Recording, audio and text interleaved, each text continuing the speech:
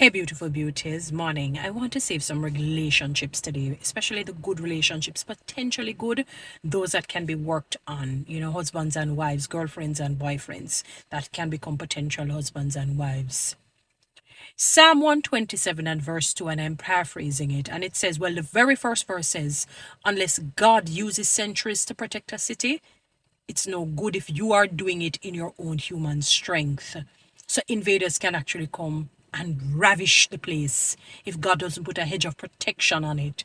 Then verse 2 goes on to say, God is not against hard work. Hard work honors him. However, it is useless to be working very hard from morning until night to the neglect of rest. It actually mentions rest first, and the neglect of your family. So you're not fruitful when you overwork. You're not being fruitful. I read a book. It was about financial management by Robert Morris. And one of the reasons why the lady became so tardy in being a steward of money, because her husband had neglected her. It's not that he was, willing and, being purposeful in doing it, but work consumed him so much, because they always say that men are unidimensional. They only can focus on one thing at a time. They say women are more multidimensional. They can focus on many things at a time. Cleaning the house, taking care of the children, cooking, and doing other things, and so on.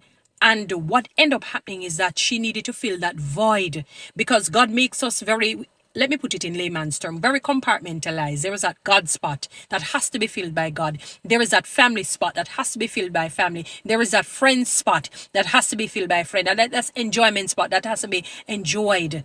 That's how we're made.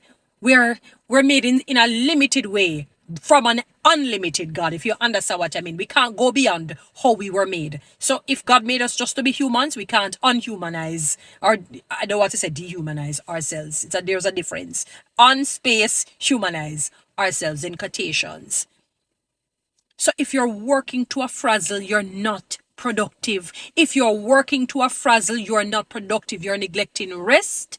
You're neglecting your family. And that is how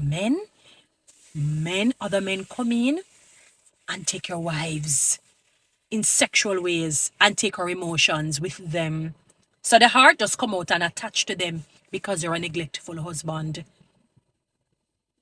So you create a work-life balance. There's nothing edifying about overworking. Nothing good comes from that. And he says, God gives rest to his loved ones.